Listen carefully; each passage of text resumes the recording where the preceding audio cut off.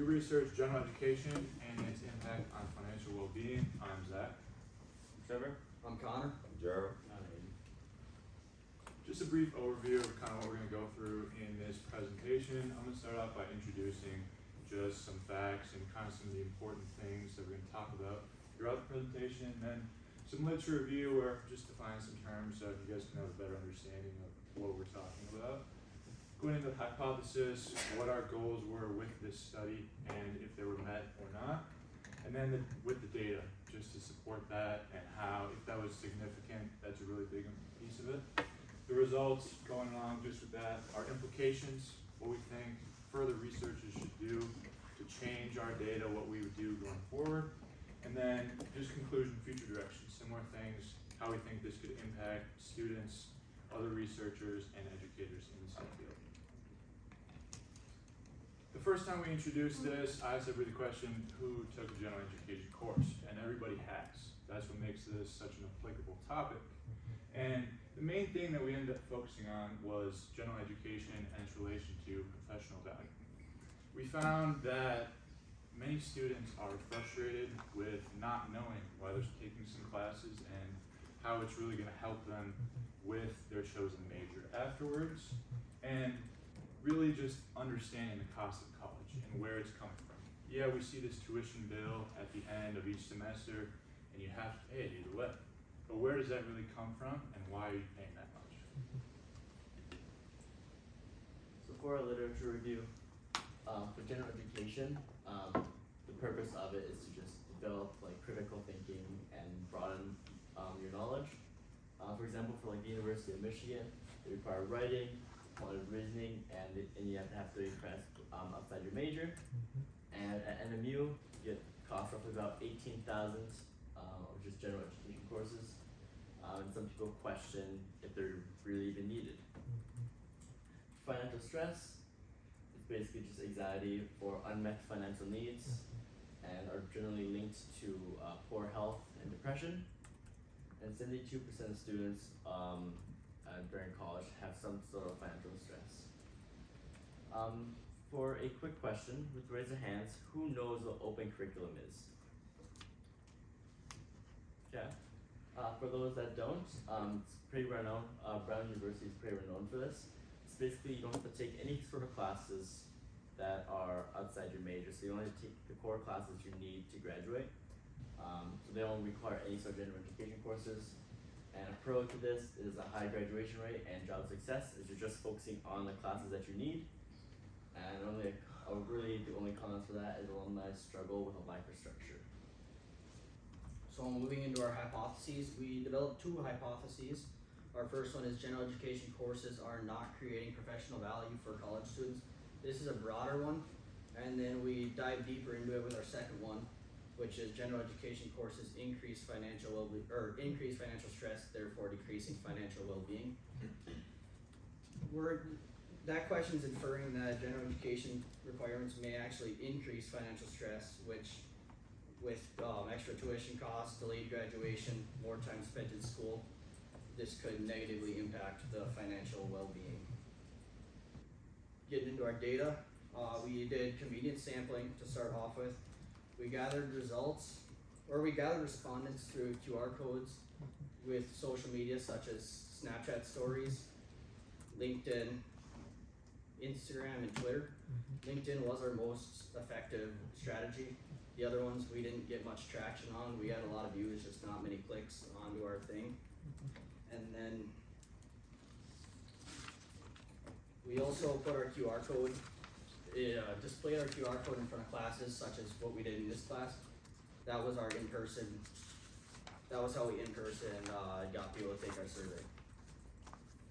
Moving into our sample size, we had 169 total samples, and only 122 of them were valid, which was not what we wanted at all. We didn't collect nearly as much as we were hoping for, and we think this is due to us starting very late, as well as not doing enough in person. We think that if we went into more classes and actually had it displayed in front of people, we'd be able to get a lot more samples.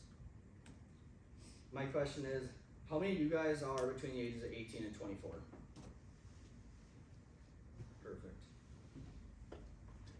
So 96% of our respondents were between the ages of 18 and 24. Our average age was 21.6 years old, and that excludes the 4% that were 25 and older, because we didn't get that result because we had our survey list as 25 and older. We can't quantify that and get proper results. So we collected these results because we fully believe that something in the college general education system needs to be changed. We don't think that, or as upperclassmen, we don't think that it provided enough for us, and we don't understand why some of these classes we had to take. So we wanted to get this data to help upcoming college freshmen get the education that they deserve. And then transitioning into our results, with our sample size being so low, a lot of our information was invalid. However, in our next slide, you can see that we did get some useful information out of this. So like you said, our results didn't show exactly what we wanted them to, but it did support our hypothesis. General educational was a strong, positive relationship. We found that students thought that the general educational courses were helpful towards them after college. So in shorter terms, it's like they found it useful that the classes that they took helped them after college. For general educational financial well-being, it was a very weak relationship. We couldn't find much correlation in research between that, which obviously shows why it was a very weak relationship. General educational financial stress was weak but statistically significant. This is a slight correlation between useful students thinking general education is useful for us and students who think that it's unuseful for us. And it shows about the stress and how they feel for money and how the general educational courses are also an impact on that. So now we look at how general education impacted financial well-being. Let's talk about the real implications and how colleges and universities can improve. For our first solution, colleges should show clear purpose of how general education courses.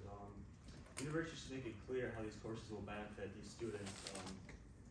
It would be helpful for these schools to show students that gen ed courses aren't just random or just a check of a box, but actually preparing these students with skills for their future jobs.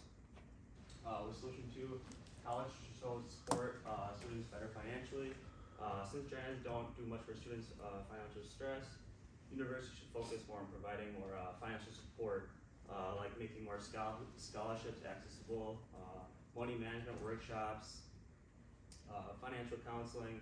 These services can help students handle financial stress and spend more time studying. Solution 3, have the courses define the skills that they provide. Colleges can boost the value of gen eds by showing how it helps students build important skills. They can market these courses better and explain how they contribute to career successes. Gen ed courses are supposed to provide students with well-rounded skills such as communication and teamwork. Rather, here we have courses that are just listening to lectures, which defeats the purpose. With a quick raise of hand, how many of you have taken a course here, or a gen ed course here, where it's just all semester long, just a professor just reading off a slide, and there's no communication or no teamwork activities, just off the slide. So yeah. And then going to the last solution, just switching to open curriculum. Switching over open curriculum would allow students to be in charge of their own education, and they would take classes that would be useful for their future. Just wrapping things up, I would say the main important things that we found is understanding the career relevance of why we're taking these. Like I talked about at the beginning, it's where is the cost coming from and why is it important? Like Aiden was just talking about, when we're talking about our future and what we're looking at, having an open curriculum like that is only going to better students in their further classes, developing their skills to make them more successful, but then also afterwards, which is really what it comes down to when you're looking at education. The main correlation that we found was usefulness and professional value, and students really care about this. The weaker correlation is financial well-being.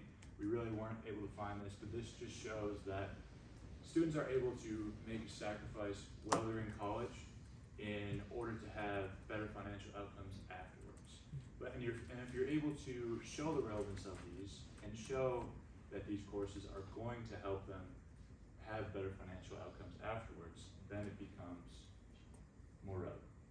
Future researchers really have to focus on this professional value aspect of it in order to make things more important and also to argue against people in the academic community, because universities make money off of general education. It's no secret. And we found that when we're looking at research, and that was part of the challenge. There's not gonna be too many professors who are writing essays about why we should get rid of general education courses. Whether they're publishing a book and they're getting cut of that, they don't wanna lose that. So it needs to be redefined on why it's beneficial to both sides of things. Thank you. Any questions?